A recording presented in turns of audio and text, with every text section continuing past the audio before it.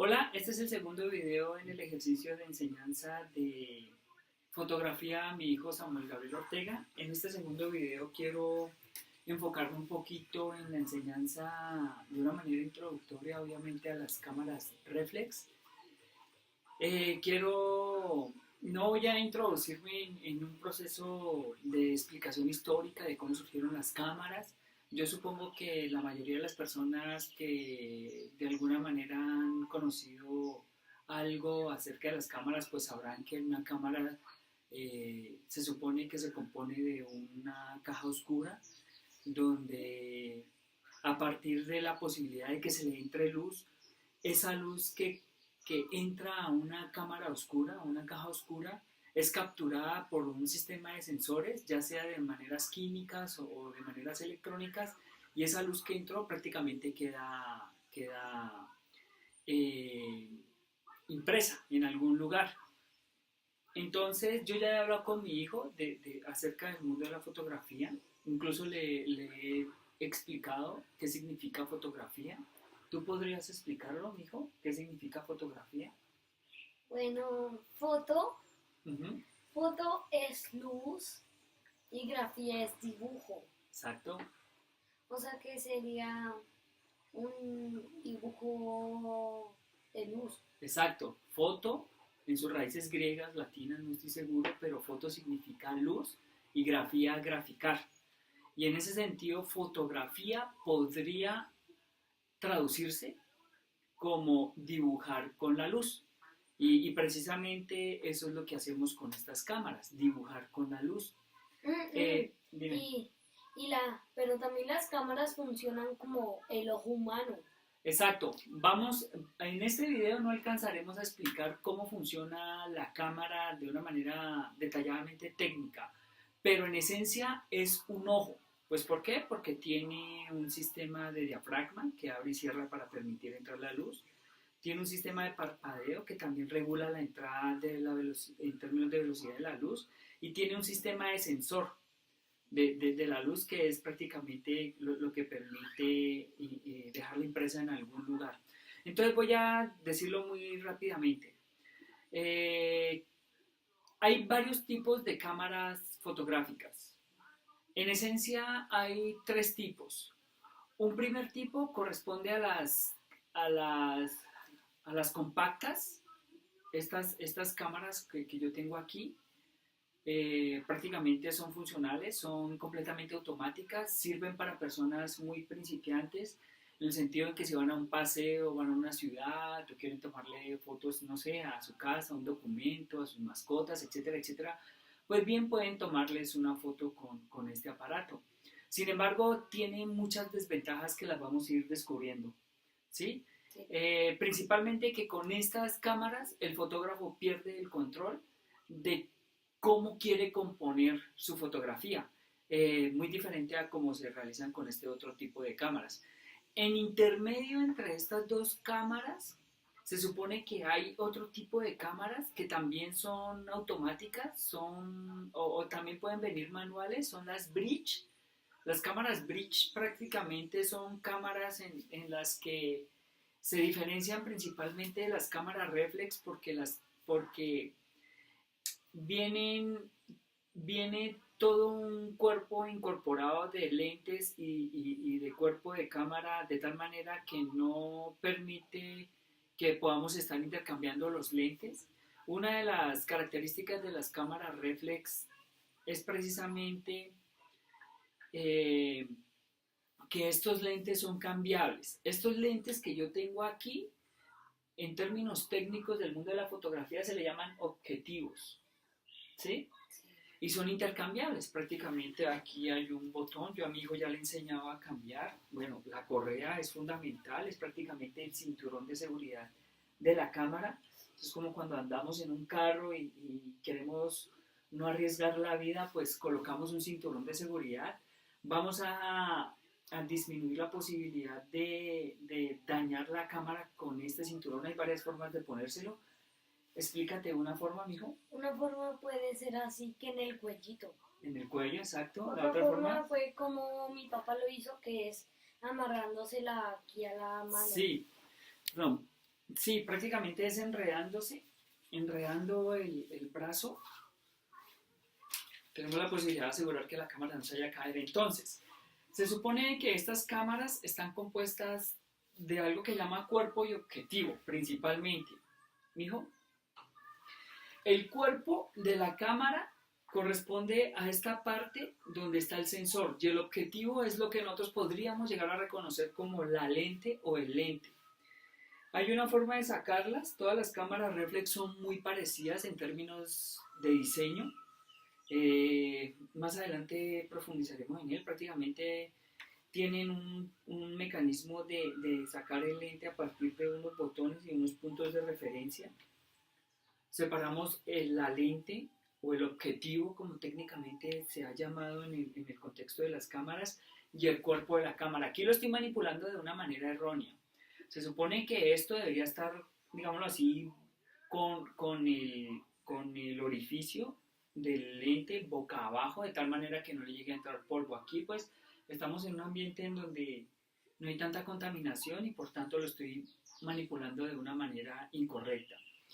Y la lente también, estos lentes hay que tener mucho cuidado en llegar a tocar los vidrios. Prácticamente se supone que nunca deben ser limpiados a menos de que tengan un sistema de filtro y se limpia ese filtro precisamente. Hay unos puntos de referencia que te permiten ubicar el lente y colocarlo. Entonces, las cámaras reflex prácticamente se supone que tienen estos dos mecanismos. Voy a mostrarles qué hacemos ahí. El gato va muy tarde. Emilio, Así yo suspendo el video. Solo cortémoslo. Y sigamos. Bueno, tuvimos que hacer una pausa, se nos presentó un pequeño inconveniente con nuestro gatico. Que Emilio quería vomitar. Sí, Tal pero vez parece que no, quién sabe qué habrá Tal vez se comido. tragó un insecto como siempre. Sí, entonces les estábamos explicando la forma correcta de coger la cámara. Pues bueno, mijo, ¿cómo te he enseñado que debes coger la cámara? Bueno, la mano izquierda se coge de acá para poder acercar la imagen Enfocar. o desacercarla. Sí, enfocar. Sí, enfocar. Y la mano derecha, tú me dijiste que se coloca acá en la parte derecha de la cámara. Ajá. Acá. Y el Y dedo. porque acá donde estoy presionando, ahí cuando lo presionas toma la foto. Sí. ¿Y tu ojito? Ay, y el ojo va acá, pero antes hay que hacerle esto. Bueno, déjala así, no importa. La foto se puede tomar así. ¿Mm? Bueno, mi hijo, ya mi hijo, no enfoques, tranquilo. Haz de cuenta que vas a tomar una fotografía. Excelente. Haz de cuenta que vas a tomar una foto. Tal como lo está haciendo mi hijo en estos momentos es incorrecto.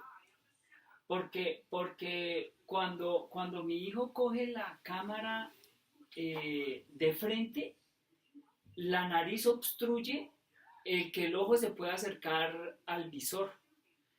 Y en ese sentido, la forma correcta de coger la cámara para fotografiar es deladeando un poco la cara y acercando el ojo al visor, de tal manera que uno pega la cara de una manera muy cerca al cuerpo de ella.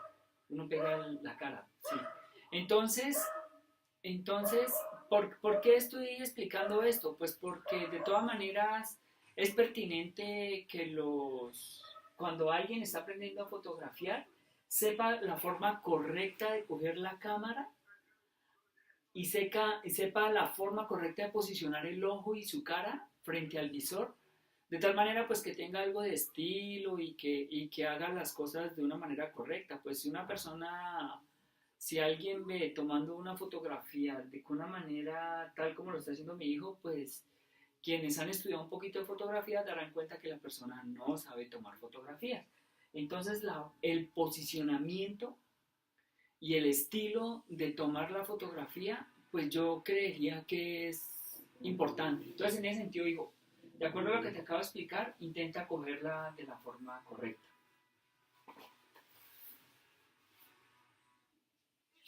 No sé si veo bien porque está el lente, Bueno, porque quita está esto. Ya. Deladea un poquito más la cara, mijo.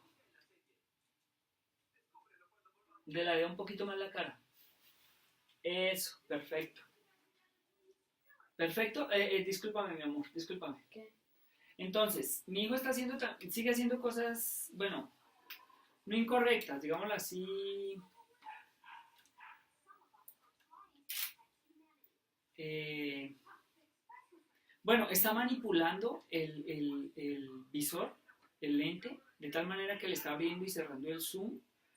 Esto es supremamente delicado. Cada vez que nosotros manipulemos una cámara tiene que ser muy despacio, muy delicado. Tiene sus... Cuando yo muevo el zoom es prácticamente cuando estoy tomando fotografías de velocidad y fotografías donde hay mucho movimiento. Por ejemplo, en una cancha de fútbol, hoy estuvimos tomando fotos en una cancha de fútbol. Pero no quedaron tan bonitas porque había mucha oscuridad. Una cancha en donde no había una locación pertinente para ello. No había bastante luz, habían unas paredes que prácticamente no daban sensaciones de profundidad, no había un público aglomerado de tal manera que el futbolista quede enriquecido con el público. Era un ambiente muy cerrado y por tanto yo opté por no tomar muchas fotos porque ya de antemano sabía que no iban a quedar, en la locación no iba a permitir generar unas buenas fotos distinto a hacia ahí, por ejemplo, un campo bastante abierto. Entonces, en ese sentido hubieron bastantes dificultades para tomar las fotografías. Eh, por ahora yo creo que eso es fundamental. ¿Cómo funcionan estas cámaras? Prácticamente la luz entra por el lente. La cámara oscura es prácticamente lo que está en el cuerpo. La luz entra por el cuerpo, perdón, por el objetivo. Suceden unos fenómenos obviamente de captura de la luz. En el cuerpo de la cámara hay un juego de espejos. Hay un juego de espejos, como ustedes podrán ver. Es un juego de espejos. La luz llega al primer espejo. El espejo refleja la luz hacia otro sistema de espejos que hay acá arriba. Y ese sistema de espejos hace rebotar las imágenes de tal manera que sale por el visor. Prácticamente en eso consiste la entrada de la luz en este tipo de cámaras. Sí, pero es que la cámara deja entrar un poquito de luz, un poquito de luz. Sí. La cámara deja entrar lo que el lente alcanza a capturar en términos de la luz, que es prácticamente lo que encuadra. Por ahora podríamos dejar hasta ahí. Posteriormente voy a explicar las tres variables que implican la posibilidad de tomar una buena fotografía en términos de componer la fotografía. Prácticamente hay tres elementos fundamentales para poder llegar a hacerlo técnicamente. Uno que es la obturación, la velocidad de obturación, que es la forma en cómo la cámara deja entrar la luz en términos de velocidad. Por ejemplo, puede dejar entrar la luz por 1, 2 o 3 segundos, o por una milésima de segundo, o por una 4 milésima de segundo, como lo hace esta cámara, o puede dejarla entrar prácticamente de manera indefinida. También el diafragma, la forma en cómo se amplía y se cierra el lente a través de un sistema de diafragma. Y también la sensibilidad que debe tener la cámara a través de algo que se llama el ISO. Eso lo vamos a explicar en un próximo video y vamos a profundizar en eso ya de una manera un poco más compleja, puesto que implica procesos de medición e implica otras cosas. Antes de terminar, esta mañana le estaba explicando a mi hijo que estas cámaras tienen mucha ventaja, porque estas cámaras se pueden trabajar de una manera manual. Prácticamente una buena fotografía debe ser una composición ideada por el fotógrafo. O sea, así como tú te ideaste ciertas fotografías que hoy tomaste, uno debe idearse. Perdón, le tomo foto al pajarito que está.